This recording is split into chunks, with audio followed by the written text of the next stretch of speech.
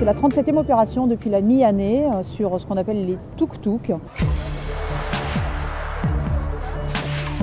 On les soulève pour s'assurer dessous qu'il n'y a pas un moteur caché. Ce ne sont pas des cycles, ce sont des véhicules motorisés et qui dès lors n'ont pas le droit de circuler sur les pistes cyclables et dès lors qu'ils sont motorisés doivent être homologués d'une part et être immatriculés d'autre part. Et dès lors qu'ils ne répondent pas à ces deux obligations, on les enlève.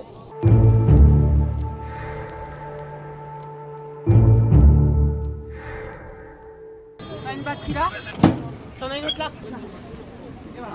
Uniquement sur 6 mois, on a déjà contrôlé plus de 360 véhicules, sans compter l'opération qui est en cours. On a constaté près de 500 infractions, une petite vingtaine de délits et on a pu procéder à la mise en fourrière de 28 véhicules.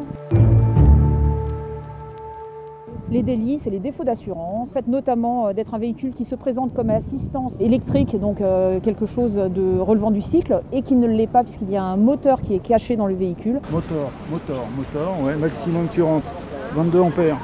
Non, j'ai 11 ampères là, ça y est, 46. C'est des moteurs qui étaient censés qu'on trouve sur les Vélib en fait, c'est comme les Vélib. L'assurance?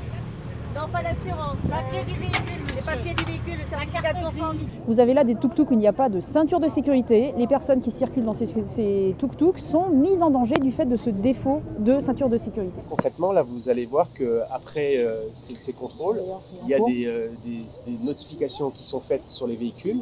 Il va y avoir des grues de la fourrière qui vont arriver, qui vont les retirer. Et donc, elles sont amenées en fourrière.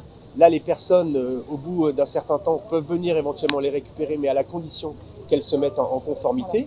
Et si elles ne se mettent pas en conformité ou si personne ne vient les récupérer, elles seront détruites. Et donc, en les détruisant, ça permet aussi d'en retirer un certain nombre de la voie publique.